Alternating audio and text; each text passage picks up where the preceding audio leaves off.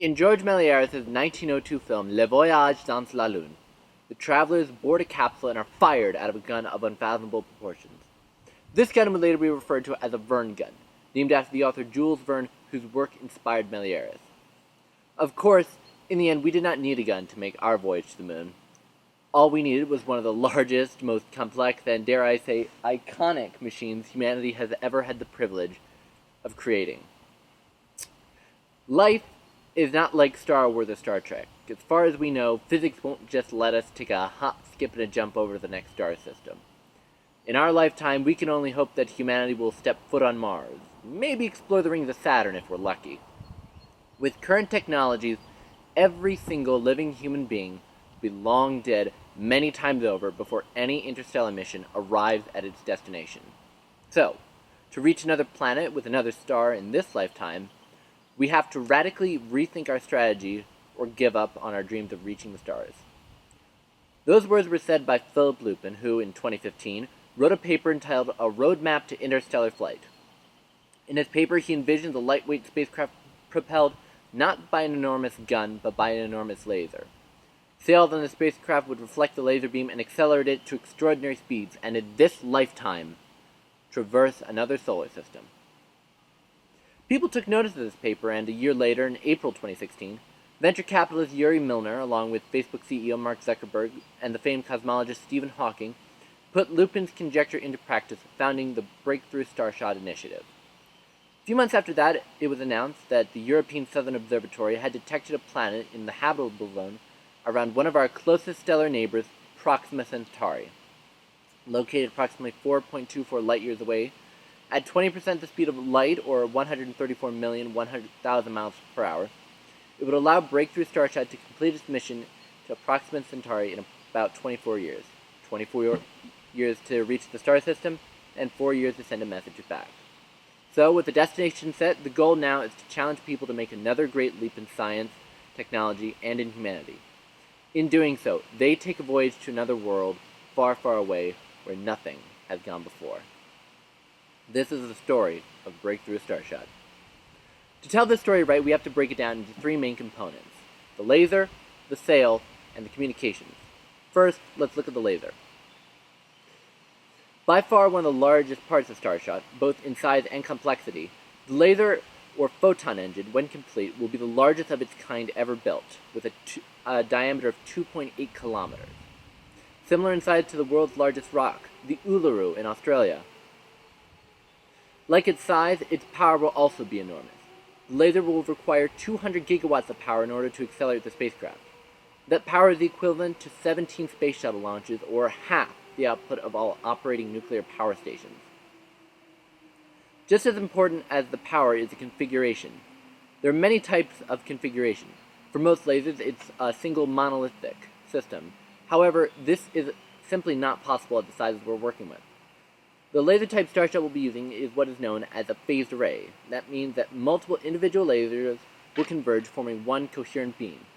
Each individual laser can be adjusted for a uniform push on the sail, keeping the spacecraft on course to Proxima Centauri.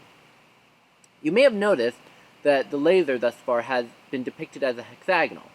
The reason for this is a fairly interesting one. The laser will be fired out of many, many telescopes.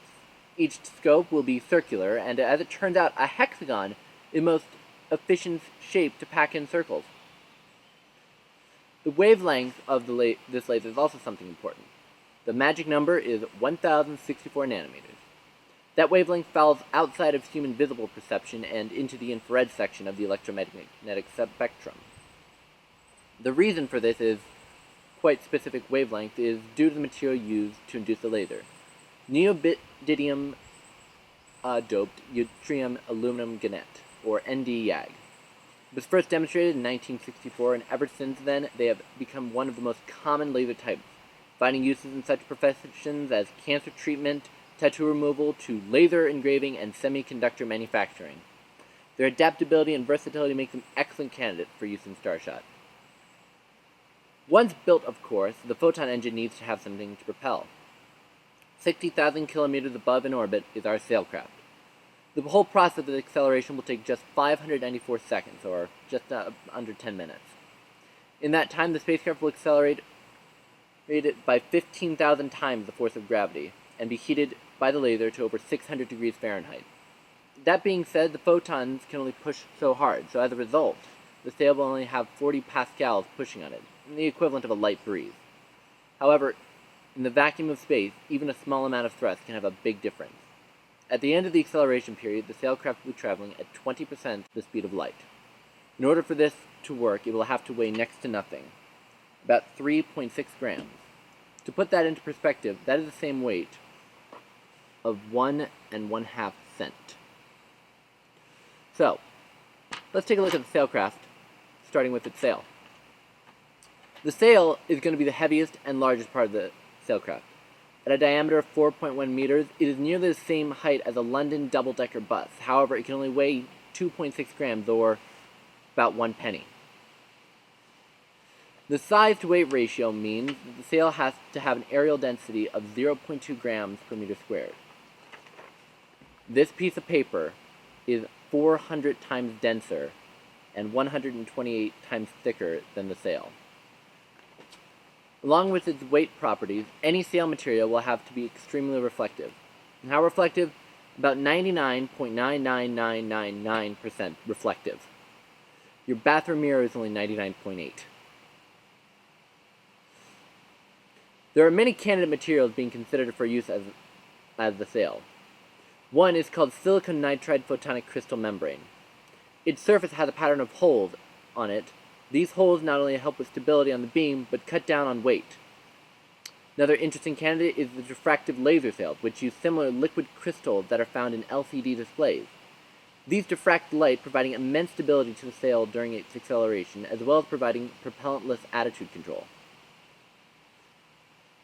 The rest of the weight of the spacecraft will go to its computers, power source communication, and scientific equipment, all of which will have to survive at the relativistic speed of 20% the speed of light for 20 years.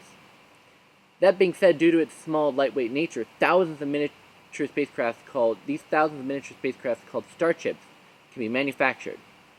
These thousands will not only allow for the redundancy, but allow for a diverse number of scientific instruments, anything from cameras to magnetometers. And the miniaturization of these technologies is well underway, with the precursors flight taking place in 2017. So if the sailcraft can survive its journey and collect data, all of its information will then have to be sent back. Luckily, transmitting the data shouldn't be very difficult, and the spacecraft already has a built-in reflector, the sail. By using a 100-watt laser built into the sailcraft and a 30-meter receiving telescope, it would be possible to return 38 to 50 gigabytes of data per year. All this technology is currently under development, with a special nod to the telescopes. The 30-meter telescope and the extremely large telescope will be completed and fully operational by the end of the decade. Technological developments in the space program have always eventually found their way into our daily lives. You need a lighter camera for your spacecraft? Well, 30 years later, we have cameras in our phones as small as a rice grain. Should Starshot see fruition, the technologies developed will by no means be an exception to this rule, and will affect our daily lives in ways we cannot foresee.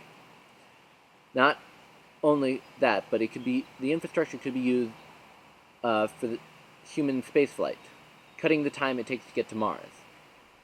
The goal of Breakthrough Starshot is to challenge humanity to think bigger than itself and commit to exploring other worlds. In doing so, we may even answer the age-old question, are we alone in the universe? My name is Maximilian Lippitz. Thank you for letting me tell the story of Breakthrough Starshot, and have a pleasant day.